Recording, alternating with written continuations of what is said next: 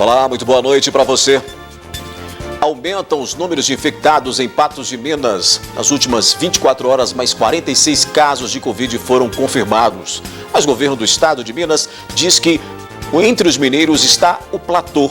E Minas Gerais, com o Minas Consciente, será reformulado. Jovem perde controle da direção de veículo e derruba poste no alto da colina. Moradores fazem abaixo-assinado por UBS no Abner Afonso. Flagrantes, casas são erguidas dentro da Mata do Catingueiro. Promotora de Justiça Vanessa Dosualdo se despede de Patos de Minas e nós vamos falar ainda de futebol. O RT viaja na madrugada para BH e partida contra a América no Zama Maciel será sem público e com muitas restrições. Tem mais informações e análise de notícias desta quinta-feira.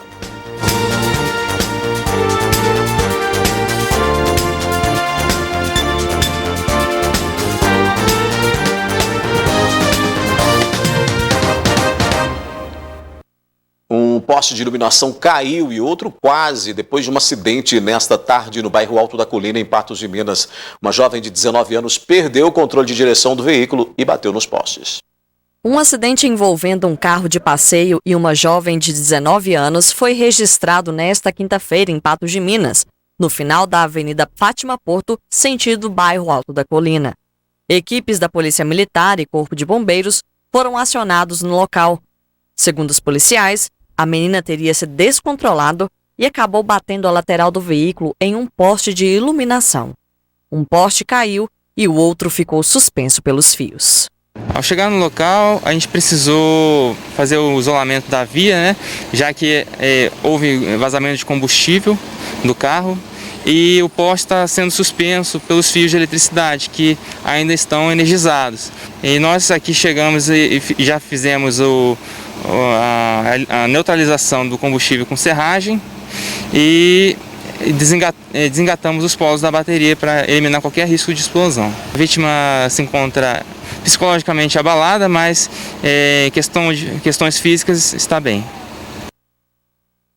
Só uma correção, né? O carro bateu em um dos postes de energia elétrica. Eu disse que teria sido nos dois, mas foi em um só. O outro ficou avariado, né? Foi repuxado por causa da fiação do cabeamento de energia elétrica e também dos cabos de dados que puxaram o poste anterior. Também ficou comprometido. Moradores do Abner Afonso, em Patos de Minas, fizeram um abaixo-assinado para pedir que a prefeitura atenda a reivindicação e instale uma unidade básica de saúde no bairro. Os moradores do bairro Abner Afonso nunca tiveram posto de saúde. Eles sempre precisaram se deslocar para outra unidade. Nos últimos meses, o atendimento acontecia onde hoje está funcionando o hospital de campanha. Mas desde abril, os moradores agora precisam ir até a UBS do bairro Nova Floresta.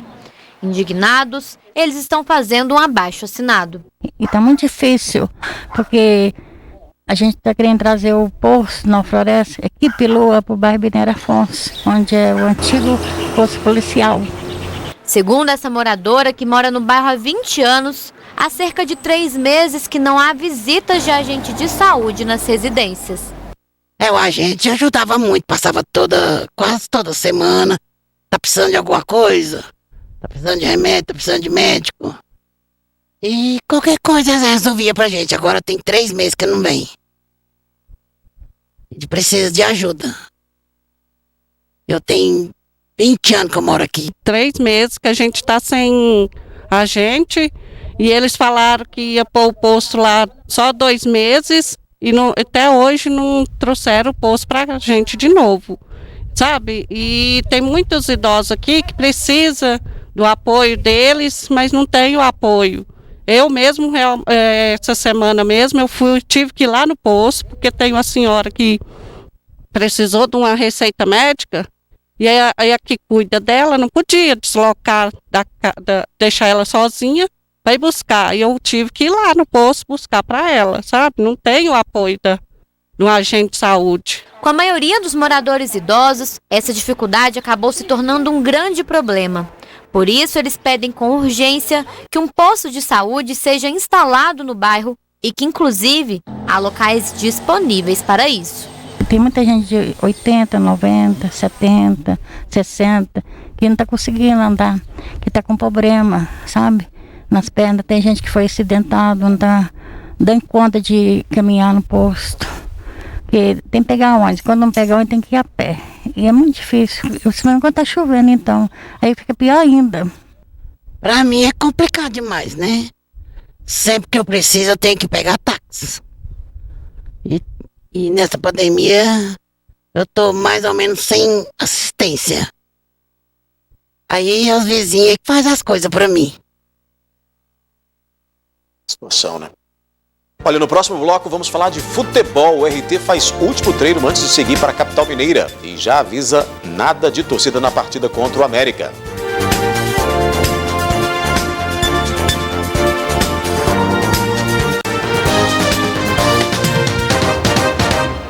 E tem gente sorrindo largo, né? São os ganhadores do Cidade da Sorte. Veja quem são os sortudos.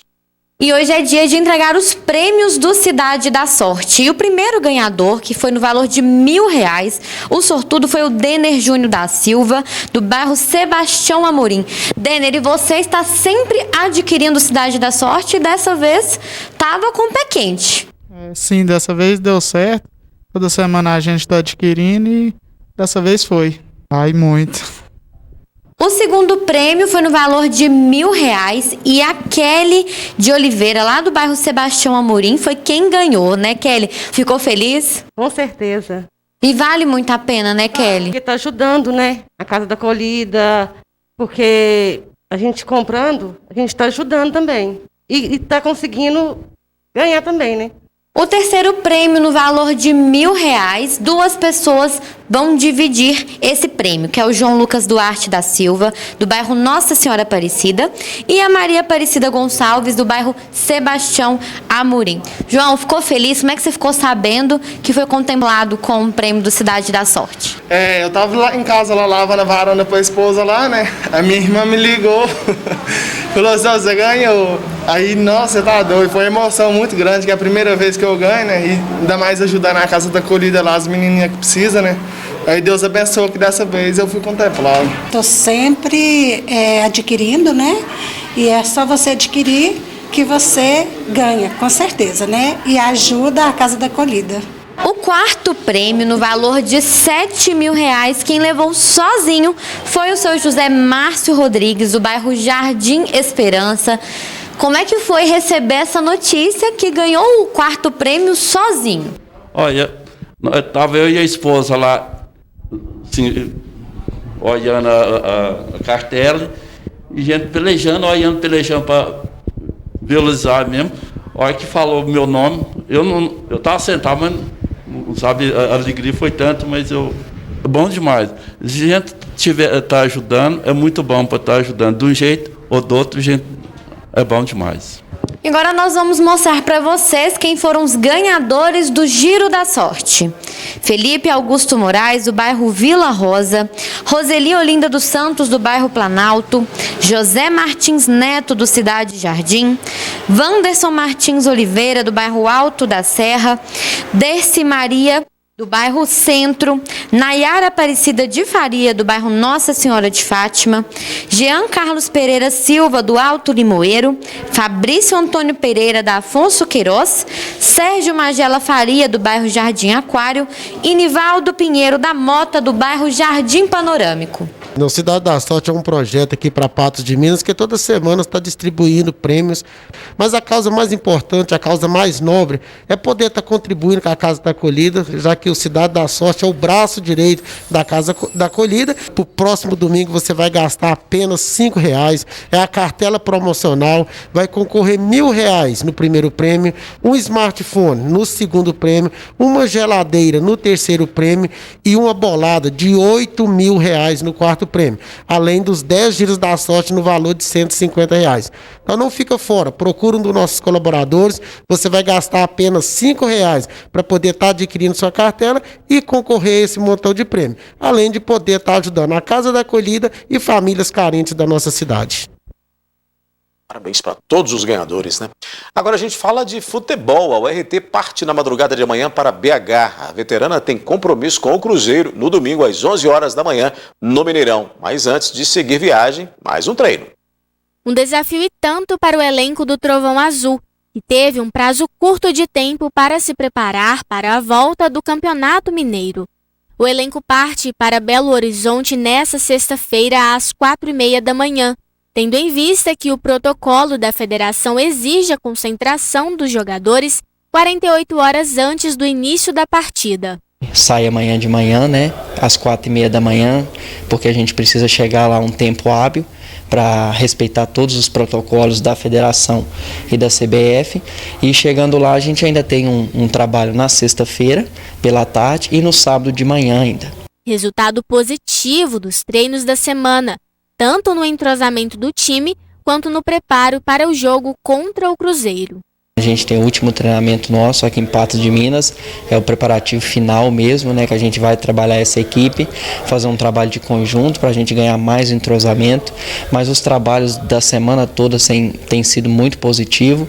A gente acredita que no dia do jogo a gente vai surpreender. A gente vem numa questão de pouco tempo de trabalho, mas a equipe já está se conhecendo e agora esperamos fazer um bom jogo no domingo para contribuir esse trabalho que a gente está fazendo aí.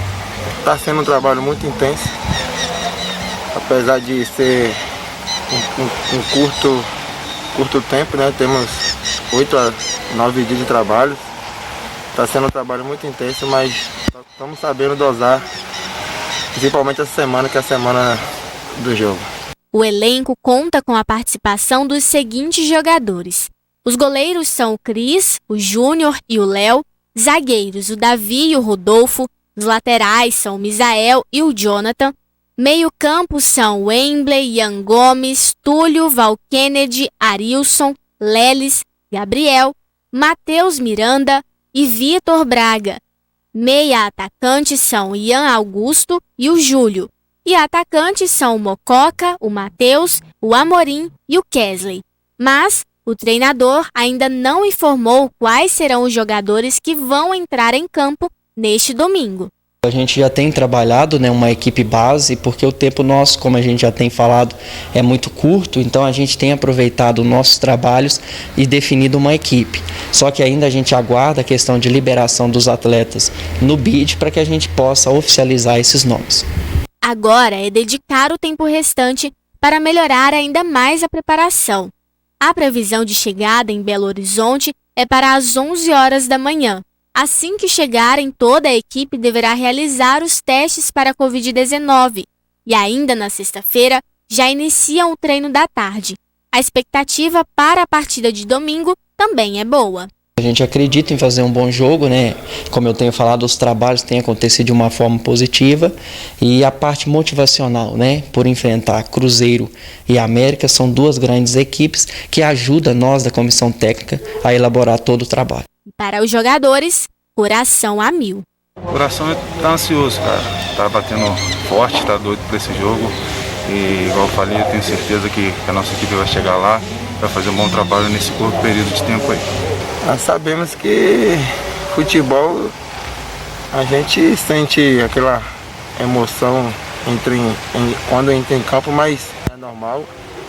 Mas quando o juiz apita, a gente deixa a emoção de lado e tenta fazer o que o professor passou pra gente. E depois do Cruzeiro, na próxima quarta-feira, o RT enfrentará o América no Zama Maciel.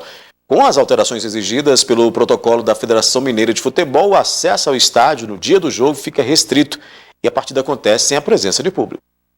O objetivo da reunião era definir as diretrizes para o jogo entre o RT e a América, que acontece na próxima quarta-feira no estádio Zama Maciel. Em relação às diretrizes, o jogo acontece sem a presença do público e o acesso ao campo será dividido em duas entradas, uma exclusiva para as equipes e outra para a imprensa e os demais funcionários que estarão na partida. A gente tem certeza que as ações elas são para preservar vidas, para preservar as pessoas. Então tem um protocolo bem rígido que a Federação Mineira ela liberou para as agremiações que fazem parte do módulo 1 do Campeonato Mineiro, no intuito de garantir a saúde dos profissionais que vão estar envolvidos na partida, jogadores, comissão técnica, pessoal de imprensa, diretoria. Então a ORT, a partir de hoje, ela inicia um protocolo interno de planejamento estratégico para essa partida de quarta-feira. Então nós vamos ter portões exclusivos para delegações, tanto do América quanto da URT, e um portão exclusivo para os profissionais que vão estar envolvidos diretamente na partida. Órgãos de imprensa, pessoal de segurança, polícia militar, corpo de bombeiro, a staff da URT, né, que tá sendo designada para atender o protocolo da federação. Então, a grande mudança vai ser esse controle efetivo aí do acesso ao estádio, que vai ser bem limitado, realmente vai adentrar o estádio as pessoas que estarão ligadas diretamente à partida. O trabalho da Polícia Militar e do Corpo de Bombeiros nessa partida será mais preventivo, principalmente para evitar aglomerações de torcedores do lado de fora do estádio. A Polícia Militar ela disponibilizará um efetivo interno, né, até por questões de seguimento de protocolo, e o mais importante será o efetivo externo, né, que a Polícia Militar irá lançar até para prevenir questões de tumulto. Na reunião aqui constatamos que vão ser por volta de 140 pessoas. Nosso trabalho aqui vai contar com uma guarnição de socorro. Essa guarnição vai realizar prevenção contra possíveis incêndios e em caso de tumultos, né, também na organização aqui do pessoal, em caso de rota de fugas e possíveis aglomerações que no caso da pandemia é até pior, né? E, infelizmente não pode haver aglomerações, então nós temos esse trabalho de evitar qualquer aglomeração. O reforço tanto do Conselho Deliberativo quanto da PM é para que os torcedores optem por ficar em casa durante a partida. Seguindo o protocolo do município, do estado e do própria Federação do Brasil, a gente solicita ao nosso torcedor que nesse momento a gente sabe da paixão que ele tem pelo clube, da emoção que ele tem em saber que a URT está jogando no seu estádio, mas em função de tudo o que está acontecendo, para preservar a própria vida do próprio torcedor, a gente solicita ao nosso torcedor que acompanhe a partida de casa, vai ter a transmissão via televisão, então a gente solicita ao nosso torcedor que no momento que antecede a partida e durante a partida, que nesse momento eles contribuam com a gente e não venham para a zona do perímetro aqui próximo ao estádio. A própria organização já nos repassou que será enviado uma nota de conscientização ao torcedor para que ele não venha ao entorno do estádio para evitar tumulto e o cenário que a gente está vivendo no momento, né? E a Polícia Militar irá garantir essa tranquilidade na parte externa também do campo. E claro, que tudo ocorra da melhor maneira possível.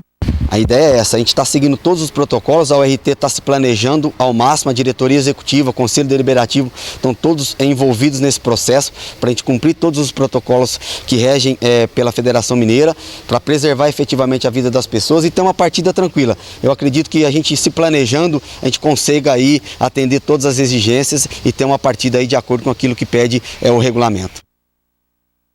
Eu te pergunto, está trabalhando em home office? Muito tempo sentado ou deitado?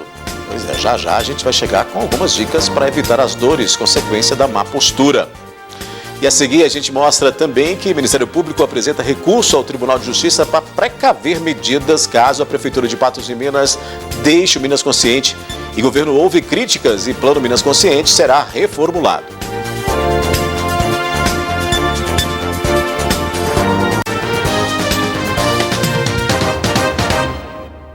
A plataforma Emprega do Unipan tem proporcionado a vários estudantes ingressar no mercado de trabalho. Já são mais de 1.000 vagas preenchidas e disponíveis para todos os alunos e ex-alunos da instituição. O Christian é estudante do curso de Direito, estagiário e trabalha como jovem aprendiz em uma empresa de construção. Uma rotina puxada para um rapaz tão novo. Eu acordo de uma semana sim, uma semana não, eu estou aqui. Por causa da pandemia, na outra semana que eu não estou aqui, eu estou ficando em casa, que na verdade era para mim ir para o Senac, porque o Jovem Aprendiz é pelo Senac. Eu chego em casa, almoço e volto para o estágio, que é aqui perto, que eu estou auxiliando meu primo quando eu posso. Quando eu não estou aqui na parte da manhã, eu vou na parte da manhã, e quando eu estou aqui, eu vou na parte da tarde. O estudante é um dos muitos no Centro Universitário de Patos de Minas a participar do sistema Emprega, uma plataforma criada para facilitar o contato entre os estudantes que queiram tentar carreira e as empresas à procura de novos funcionários. Foi por meio dessa plataforma que Christian conseguiu seu emprego atual como jovem aprendiz. Eu achei bastante interessante esse sistema porque cada empresa ela tem um meio próprio de divulgação, né? De oferta de emprego e tudo mais. Muitas vezes os alunos não têm acesso, porque são meios de comunicação diferentes. Então eu acho que o Emprega ele meio que unificou isso, dando um acesso mais fácil, mais prático para todos os alunos e também para a empresa. O Emprega é uma plataforma de gestão das vagas de emprego. Basicamente, ela está disponível tanto para os nossos alunos quanto para os nossos ex-alunos, para os egressos, e basta que ele entre na plataforma, se cadastre, cadastre as suas habilidades e competências e automaticamente o nosso sistema vai gerar um currículo para esse perfil profissional cadastrado. Do outro lado, estão as empresas que vão cadastrar as vagas. Ao cadastrar as vagas, as empresas também vão cadastrar certos pré-requisitos que esse futuro empregado deverá apresentar. A nossa plataforma ela faz essa junção.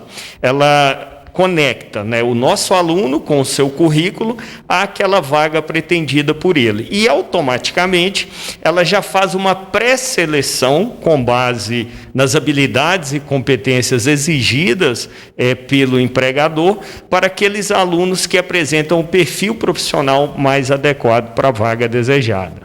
Já foram mais de 1.000 vagas cadastradas pela plataforma e o cadastro é bem simples e possibilita não só a visualização do currículo dos estudantes interessados, mas também uma pré-seleção dos possíveis potenciais a fazerem parte da empresa envolvida, além de proporcionar ao aluno iniciar a sua carreira antes mesmo de sair da faculdade. Para você que está aí em casa, para você que é nosso aluno, quer seja da graduação, da pós-graduação, dos cursos técnicos, ou para você que é ex-aluno do Unipam, ao acessar a plataforma, cadastrar o seu currículo, você já verá automaticamente as vagas de emprego que se encontram disponíveis para o seu perfil profissional e com um simples clique, você consegue já se cadastrar essas vagas.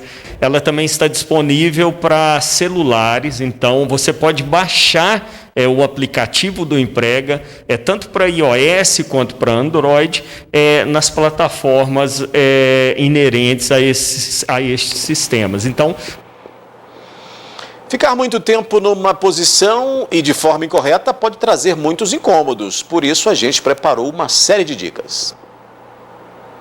O Daniel é contador e trabalha de frente para um computador o dia todo. Uma rotina puxada que exige concentração e muito tempo na mesma posição.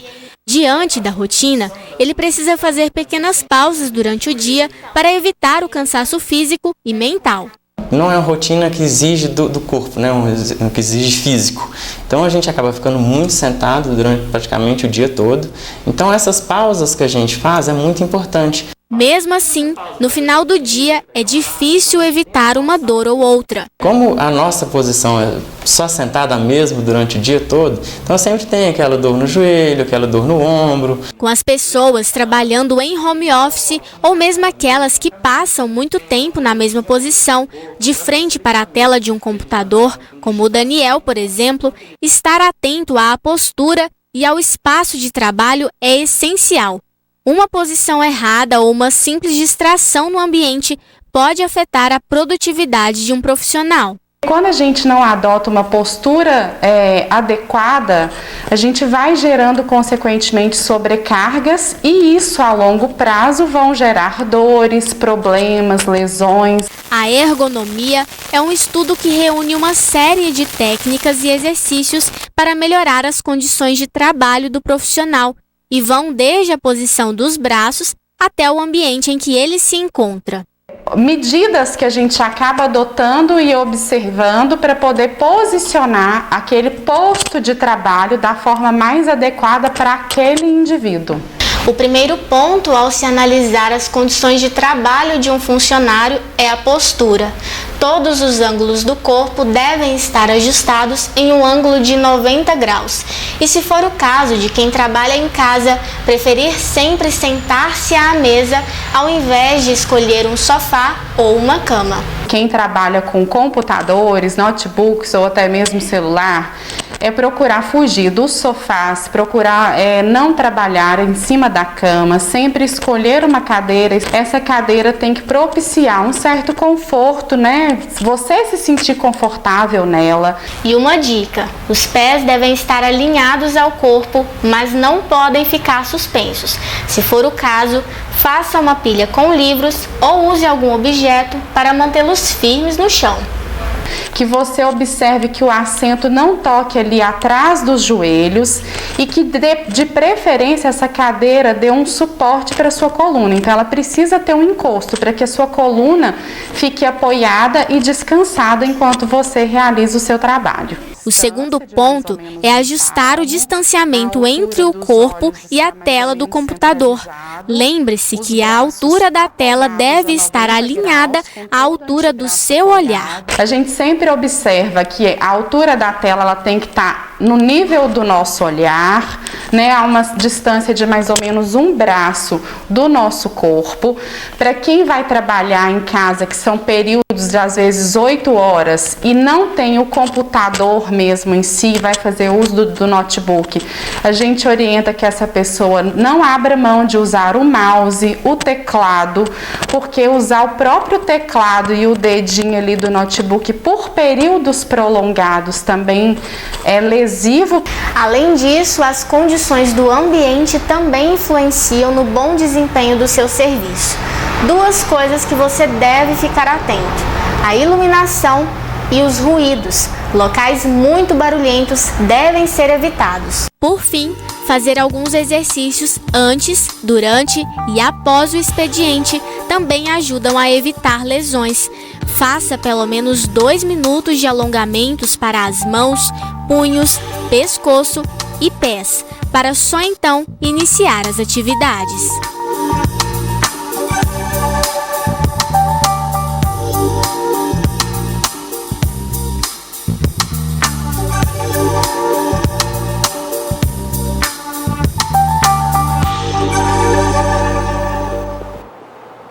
Boas dicas, né? Vou passar a fazer.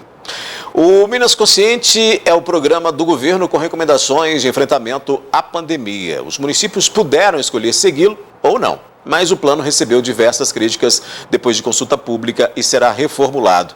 A nova proposta será apresentada na semana que vem. As prefeituras de Minas Gerais devem optar pela deliberação 17 ou pela 39, que é o Plano Minas Consciente, para seguir as recomendações sugeridas pelo Comitê Extraordinário Covid no enfrentamento ao SARS-CoV-2, o coronavírus. Houve uma decisão judicial provocada pelo Ministério Público do Estado em que os municípios precisam decidir se ficam na deliberação 17, mais restritiva e afeta majoritariamente aos segmentos essenciais, ou se optam pela deliberação 39, que é o Plano Minas Consciente, este sim abrindo margem para, no avanço de ondas, uma abertura gradual e responsável de outras atividades econômicas. Então, não existe uma meta, o que existe é uma expectativa de que, por força judicial, esses municípios passam a aderir, né, que eles adiram ao plano a partir de então. Mas apenas 254 dos 853 municípios mineiros aderiram ao Minas Consciente. Mas, segundo o governo, agora há uma avalanche de inscrições ao plano. Nós estamos tendo uma avalanche de municípios diariamente aderindo ao plano e nós temos certeza que isso vem num momento muito importante em que a gente está repensando o plano e tornando ele ainda mais adequado à realidade das diversas regiões que o Estado possui. Mas o Minas Consciente vai sofrer mudanças. Uma consulta pública foi aberta e centenas de críticas ao plano foram recebidas. A reformulação deve ser apresentada na próxima semana. nessa nova configuração do Plano Minas Consciente, nós estamos estudando formas ainda melhores e mais efetivas de continuarmos com esse respeito, essa consideração às especificidades de cada região no estado. E precavendo uma possível saída da Prefeitura de Patos de Minas do programa Minas Consciente, o Ministério Público pediu ao Tribunal de Justiça de Minas Gerais que isso só ocorra se a Prefeitura apresentar um plano fundamentado no enfrentamento à Covid no município. Ao invés de seguir a deliberação 17 do Comitê Extraordinário Covid-19 de Minas Gerais, a Prefeitura de Patos de Minas decidiu aderir à deliberação 39, que é o Minas Consciente.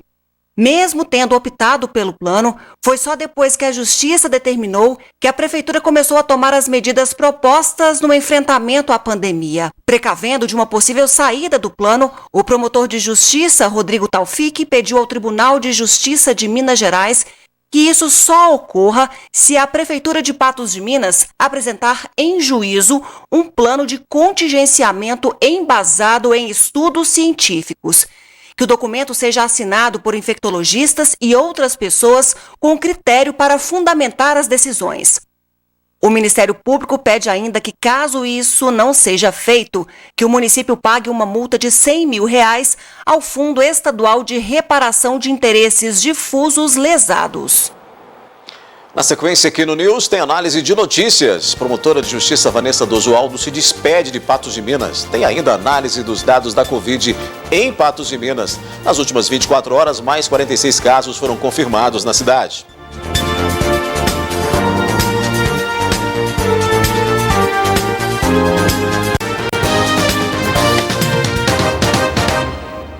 Agora a gente abre espaço para a nossa análise de notícias. Para isso eu vou acionar a jornalista Ludmila Bahia, que de casa, em home office, está aí atenta e trabalhando muito nesta quarentena. Ludmila, boa noite para você.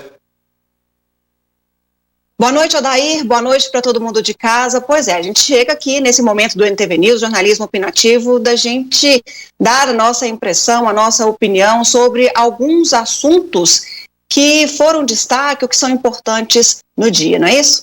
É verdade. Isso, Ludmila, tem feito com que as pessoas passem a ter um entendimento da notícia de uma maneira mais precisa no que diz respeito ao comentário, no que diz respeito a um aprofundamento aí de ideias, inclusive, para que as pessoas também possam participar, quem nos acompanha nas redes sociais, quem nos acompanha aí através do 8.1 digital da NTV. E essa é uma informação que chega para quem está em casa de maneira diferente, fracionada, mas com a credibilidade que o jornalismo da NTV já tem, né? Com certeza, afinal de contas são 28 anos no ar e esse é o momento da gente discutir, da gente abrir para um momento de análise, para um momento de discussão, onde as pessoas vão receber essas análises e aí para uma compreensão ou para ajudar com que criem a sua própria opinião a respeito dessas informações que a gente elege aqui para discutir nesse momento. E a gente começa daí com uma informação que nós demos ontem, inclusive no NTV News, que foi a remoção da promotora de justiça Vanessa Dosualdo, da Promotoria Pública de Patos de Minas, para a comarca de Uberlândia. Ela que atuou durante 16 anos aqui no município e deixa um verdadeiro legado. Vamos lá, então. A história da promotora Vanessa Dosualdo em Patos de Minas começa em 2001. Quase 20 anos de dedicação ao município e à população patense. Na promotoria, foram 16 anos de muitos trabalhos e realizações. A minha história com Patos de Minas é de março de 2001. Na época eu era substituta, trabalhava de acordo com a demanda dos colegas aqui da cidade. Aí eu precisei de sair da cidade, titularizei em Unai, onde eu fiquei 1 ano e meio, e voltei como titular em 2014. Aí como titular eu passei esses últimos 16 anos, a maior parte deles na promotoria criminal, onde eu estive por 10 anos fazendo júris e acompanhando os demais crimes. Depois fiquei 3 anos e meio numa coordenadoria regional da infância, onde viajei muito pela região, conheci os 50 municípios que integravam aqui a nossa macro-região. E por fim, há 4 anos eu estou no Patrimônio Público e Habitação e Urbanismo, onde também nós tivemos a oportunidade de tratar de assuntos muito importantes aqui para a cidade. São muitas histórias, lembranças marcantes nesse período em que foi acolhida pela capital do milho. Agora, a promotora se despede da cidade e inicia uma nova etapa de sua vida como promotora de justiça em Uberlândia. Motivação, o desejo por mudanças e a vontade de estar mais perto dos familiares. Vou deixar aqui grandes amigos, lições de vida e tudo que eu aprendi na minha profissão aqui. Mas é a hora chegada da gente de ter novos desafios, um outro ambiente. Uberlândia fica muito mais próximo da minha cidade de origem e isso pesou muito, né? O meu marido já está em Belo Horizonte. Hoje eu estou a 5 horas de carro dele. Estando em Uberlândia, eu vou estar a 1 hora de avião. Então essa questão pessoal, familiar também pesou muito. E eu acho que Patos de Minas também tem que ter a oportunidade de novos promotores, novas formas de atuação. Em Patos de Minas fica o legado e a consciência tranquila pelo trabalho que exerceu, além da certeza de que os trabalhos iniciados durante o tempo que esteve junto à promotoria caiam em boas mãos. Eu saio com a minha consciência absolutamente tranquila de que tudo que pude fazer, fiz e tentei fazer da melhor maneira possível. E eu devo muito a essa população aqui de Patos de Minas. Estou recebendo mensagens lindas, muito carinhosas, de onde eu nem imaginava que viriam. Tá tudo em andamento, muita coisa que era mais urgente nessa reta final. Eu dei uma boa adiantada, a pandemia atrapalhou muito as investigações da 3ª Promotoria, porque a gente não pode ouvir testemunhas, a gente não pode comparecer em loco para algumas diligências, mas o trabalho vai continuar sendo feito. Tenho certeza que o novo colega que virá continuará com o mesmo afinco, com a mesma dedicação e tudo vai se resolver a seu tempo.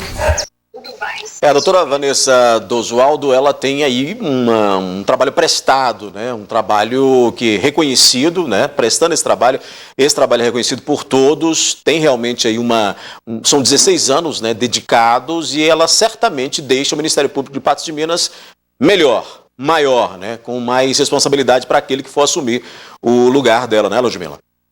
E a gente da imprensa sempre percebeu a doutora Vanessa sempre muito enérgica, muito atuante, sempre disponível também para dialogar com a imprensa, fazendo intermédio para que a população pudesse perceber a sua linha de entendimento, a sua linha de pensamento. Então, a doutora Vanessa foi sempre uma pessoa que promoveu esse diálogo junto com a NTV, com o Patos Já, com a nossa, com outros veículos também de comunicação. Então, ter essa disponibilidade e esse momento para discutir, para provocar na população esses entendimentos das mais diversas ordens sobre matérias de diversos cunhos em todas as varas que ela passou, isso é muito importante. A gente agradece essa gentileza, essa disponibilidade sempre da doutora Vanessa, que nos atendeu de forma sempre gentil. E desejo para ela aí, como desejamos ontem e desejaremos sempre, muito sucesso.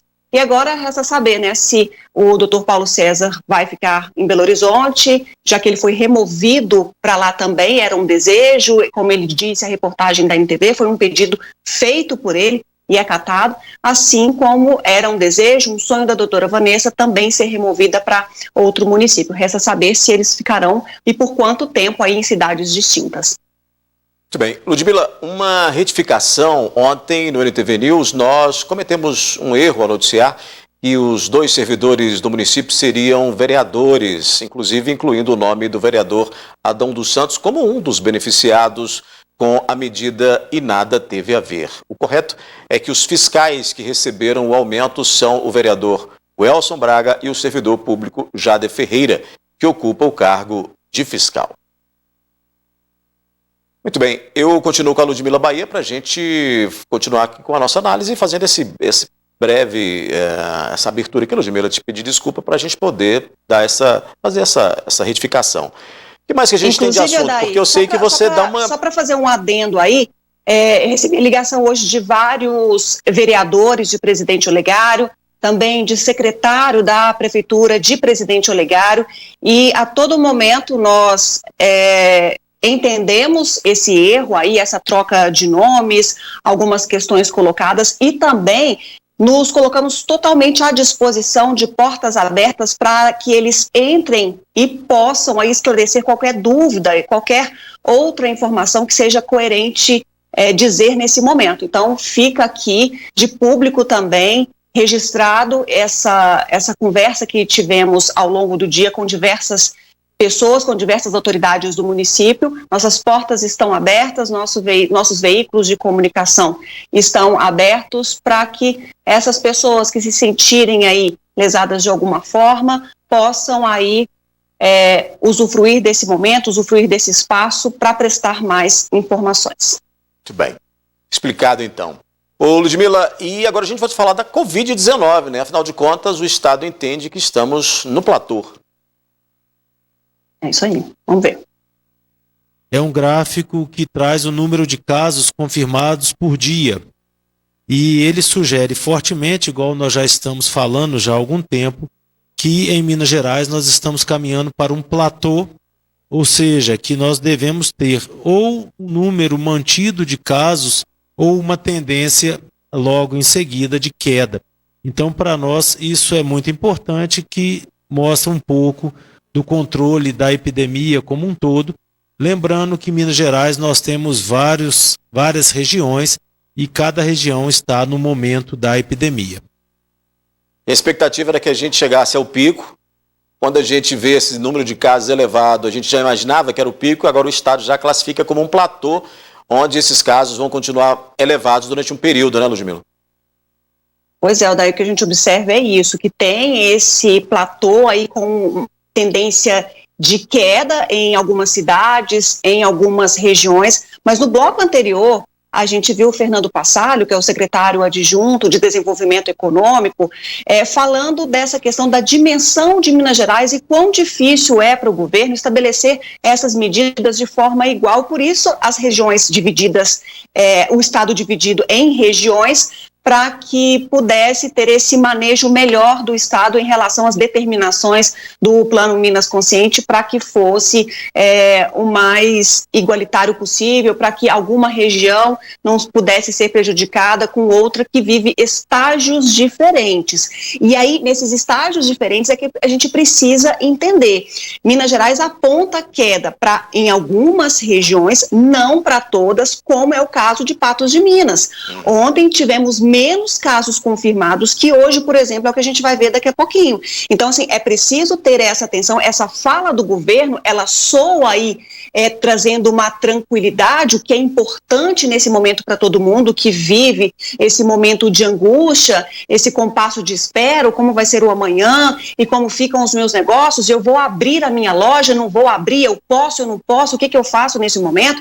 Então, é um viés de tranquilidade para o ambiente econômico, mas com relação à saúde inspira cuidado sim, quando a gente observa que, como Patos de Minas, a taxa de ocupação de leitos de UTI é muito alta. Em Belo Horizonte, por exemplo, que a gente falou ontem, teve uma redução nessa taxa de hoje, mas, por exemplo, em Belo Horizonte são mais de 16 mil casos, 417 mortes. Ao compasso lá, como é que fica a questão da reabertura, da retomada das atividades na capital, que inclusive o prefeito Alexandre Calil em Belo Horizonte não segue o Minas Consciente, a gente falou isso muito no bloco anterior, ele não segue o Minas Consciente, ele segue a deliberação 17, que também tem as orientações, que também tem as determinações para que os municípios ajam em conformidade no enfrentamento à pandemia. Isso não quer dizer que um é melhor que outro, são medidas diferentes. Inclusive, a deliberação 17, ela é até mais rígida do que a própria deliberação 39, mas também com medidas estudadas pelo Comitê Extraordinário da Covid. Então, são medidas que partiram aí do mesmo ninho, só que um tem a coordenação do Estado e aí outro fica a cargo das prefeituras seguirem também as determinações. O que a gente ouviu no bloco anterior do secretário de Estado é aquela questão assim, olha, o Minas Consciente, sabe aquela bandeirinha de governo, assim, vem para o Minas Consciente, ele é melhor, quando ele fala lá que Minas Gerais está tendo uma avalanche de adesão ao Minas Consciente, são 254 cidades que aderiram ao programa até agora dos 853 municípios. É passo por passo, se um é melhor do que outro, a gente vai ver aí com o tempo, mas é preciso entender que ainda a gente vive um momento de precaução. E nessa mesma coletiva, Odair, dada nesta quinta-feira, o secretário de Saúde disse ainda que não há ainda massificação de testes, da testagem da população para a Covid-19. E olha que reiteradas vezes o Carlos Eduardo ele disse o seguinte: quando a gente chegar aí no platô, o Estado iria aumentar essa testagem, mas isso não aconteceu. Inclusive falando da possibilidade de compra de insumos, né, para isso. Nessa mesma entrevista ele fala, o Estado chegou a dizer que há uma possibilidade maior agora neste período de fazer a compra desses testes, mas não há, por parte do Estado, uma movimentação para fazer essa testagem. Agora, Ludmila, você falando aí dessa questão dos casos e aí das regiões, essa semana eu recebi ligações, né, de alguns empresários, alguns lojistas de Patos de Minas, com a expectativa, e a expectativa deles, de que com a abertura de novos leitos de UTI no hospital de campanha, que demorou, mas acabou sendo abertos aí 9 leitos de UTI, de que a gente pudesse caminhar, de que Patos de Minas pudesse seguir juntamente com a região para a faixa amarela, né, a onda amarela, o que não é ainda a situação. Mas essa expectativa a gente entende, porque o comerciante, ele vive isso, né, de imaginar que essa questão toda vá passar para que ele possa reabrir. E eu estou falando daquele comerciante considerado não essencial, né, como sapatarias e vestuários e outros mais, que não estão abertas. Então houve essa semana uma expectativa de que que a nossa região pudesse caminhar para a onda amarela. Nós estávamos na verde, estamos na branca, caminhássemos para a amarela, que aí possibilitaria isso. Mas não é o caso, não aconteceu essa semana. Agora, por falar em comparativos, nós temos os números de Patos de Minas, né, Ludmila? Com relação às ondas, até algumas regiões do estado caminharam aí, teve algum avanço aí em relação às ondas. Não é o caso da região, inclusive essas regiões como a Triângulo Sul foram anunciadas hoje. Agora, com relação aos números, quando a gente fala de Patos de Minas ter essa crescente, ontem a Prefeitura de Patos de Minas informou que foram 29 casos a mais registrados em 24 horas. Aí quando a gente analisa o dado de quarta-feira com o dado de quinta-feira, entre os infectados, a gente tem ali, mais 46 infectados, não é, Odair? Isso. Ou seja, mais registros do que na data de ontem. Aí, quando a gente analisa, aí, por exemplo, os pacientes internados, a gente percebe que são menos 3 pacientes. Mas quando a gente vai lá para os pacientes se recuperando em casa, ou seja, em isolamento domiciliar, a gente tem mais 47 pessoas de ontem para hoje em isolamento, se recuperando dentro de casa da Covid-19. Em relação à ocupação de leitos de UTI, permanece o mesmo número, 17 pessoas internadas. Em relação a óbitos em investigação são os mesmos números também, 16 confirmados, 9 em investigação, e mais 2 pessoas foram tratadas, curadas da Covid-19. E aí as pessoas têm que entender que esse número, quando a gente fala dos pacientes de UTI, né, são números de Patos de Minas, né, de moradores de Patos de Minas, que confunde-se muito de que, mas nós já temos aí o hospital regional, temos aí os outros hospitais com ocupação e 17 ainda estão em UTI, aí a gente está falando só de moradores de Patos de Minas porque o município é referência. Com relação a esses números também, tem essa questão de estar aí, essa disparidade, com o do Estado, a gente volta a falar, hoje estava olhando de novo, há ainda uma grande diferença, mas o número de casos de mortes ainda não está igual. do nosso boletim ao boletim do Estado, como não estava nas outras semanas, o que continua aquela demanda de demora para poder isso ser regularizado. Ludmila, eu vou pedir licença para você para a gente ir para um rápido intervalo e a gente volta já fazendo mais análise de notícias.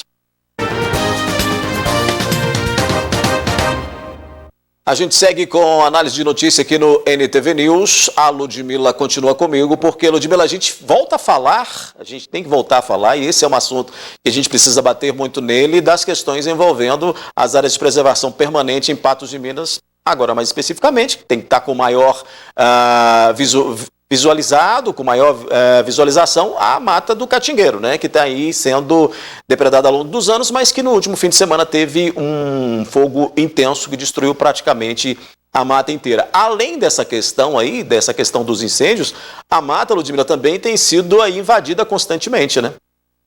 Pois é. Além da preocupação com a área de preservação ambiental, ainda tem essa outra questão. Dezenas de famílias estão morando no local que deveria ser preservado, já que é uma APP. Veja só. Nessa imagem dá para notar claramente o crescimento urbano ao redor da Mata do Catingueiro. São várias casas que, de pouco a pouco, são construídas um pouco além do limite permitido e acabam invadindo as áreas que eram para ser preservadas. Em muitos casos, no fundo de residências existem pastagens para animais, galinheiros e muito lixo. Essa parte que a mata faz confronto, a fronteira dela, a separação dela é dos lotes aqui do bairro aqui. Tem algumas invasões, sim, em média de 26 a 28 invasões. As pessoas adentraram para dentro da mata. De fazer o alongamento do lote deles, plantou pomar, cria cavalo, cria galinha, e planta, milho, todas essas questões são feitas aqui para dentro, mandiocal.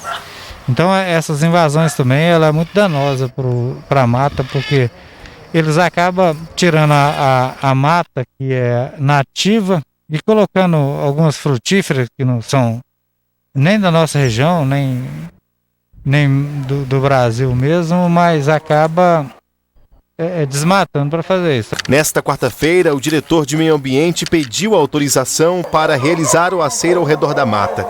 O Conselho Municipal de Defesa de Meio Ambiente autorizou mais uma vez. A verdade, o Conselho Municipal de Defesa do Meio Ambiente vem solicitando e autorizando o município a fazer as intervenções aqui, inclusive com supressão e algumas questões dessas. Então, fui cobrado, já fiz uma outra normativa, um documento para que o município tenha a segurança jurídica dele, fiz numa questão monocrática e autorizei eles a fazer tanto o aceiro dessa mata aqui quanto aquela lá de cima, a mata lá chama Mata do Cachorro. Previne sim, mas evitar na sua totalidade, a pessoa quando quer fazer cometer um crime, ela não mede esforço não, ela vem e coloca fogo sim. Da mata restou apenas 2% da vegetação. Quase tudo foi destruído pelas chamas. Várias teorias sobre como todo ano isso acontece aqui no bairro circulam pelos moradores. Alguns dizem que essas queimadas acontecem porque há algo de interesse imobiliário por trás de tudo isso. Eles querem lotear toda essa área, o que seria impossível até porque a Mata do Catingueiro é uma área de preservação ambiental. Esse vídeo que circula na internet deixou muitos moradores do bairro encucados sobre o que realmente teria acontecido. Esse vídeo que circula na internet levanta algumas hipóteses sobre como o fogo pode ter sido provocado no local. Se foi criminoso ou não, ele pode ser investigado pela polícia. Você está vendo? Esses polícia ficam prendendo moto lá nas vistas, ó lá. O fogaréu que tá lá, os moleques ficou indignado. Domingold, da melhor forma. A questão de imobiliária é mais uma ilusão de quem fala essa questão. Quanto à retaliação, eu vi uma voz num vídeo filmando a mata pegando fogo e a pessoa falando que isso era uma retaliação sobre uma ação da Polícia Militar que coibiu uma festinha, alguma coisa ali. Eles falaram isso. Também não posso afirmar que é verdade, mas todas as possibilidades têm que ser investigadas. Agora, a investigação, sim, o CODEMA, ele pediu que fosse feito um boletim de ocorrência pela Polícia Militar do Meio Ambiente. Ela já encaminhou para o delegado que cuida aqui das questões ambientais, para a promotoria. Ô Ludmila, aí tem algumas questões que a gente precisa considerar, né? Quando eu vejo o avanço de edificações numa área de preservação permanente, uma APP, né, que está ali vista para todo mundo, me vem aquele questionamento, né? Onde está o poder público que não fiscalizou isso, que não verificou isso e que deixou que isso acontecesse com verdadeiras áreas de pastagens dentro de uma área de preservação permanente? É uma pergunta que fica no ar e que precisa ser respondida. Eu levanto duas questões. Essa da fiscalização ou da falta de fiscalização da Prefeitura de Patos de Minas nessa área que é protegida por lei, ou seja, ela deveria estar zelando por esse parque, só que a gente viu que grande parte virou cinzas. E uma outra questão que me chama a atenção também, Odair, é a falta de conscientização das pessoas construindo, avançando ali os lotes para dentro dessa área. Então, aí são dois movimentos que me chamam a atenção, e aí a gente ressalta essas questões, até mesmo para saber se a Prefeitura vai ou não tomar alguma providência, tanto na questão da revitalização, que, como disse ontem também o promotor José Carlos, que deve ser feita, essa revitalização deve ser uma responsabilidade do município, e aí me chama a atenção também se a Prefeitura vai ou não fazer uma fiscalização para aí cobrar desses moradores para que pedir judicialmente, talvez, que esses moradores aí desocupem essas áreas invadidas. Até porque essa ação ela teria que acontecido. Então, diante da situação que está, ela precisa ser imediata, mas a gente não tem visto aí movimentação por parte do Executivo de Patos de Minas para resolver esse problema ou para buscar soluções para esse problema, não. Agora, me chamou muita atenção também nessas imagens aí, Ludmila, a quantidade de área degradada nessa imagem aérea que aparece, de área degradada dessa mata que, como a gente vem dizendo aqui desde segunda-feira, nas primeiras reportagens, vem sendo degradada ao longo dos anos. E impressiona a faixa de mata verde com a faixa já toda degradada, né? Pois é, lamentável isso, viu, Daí?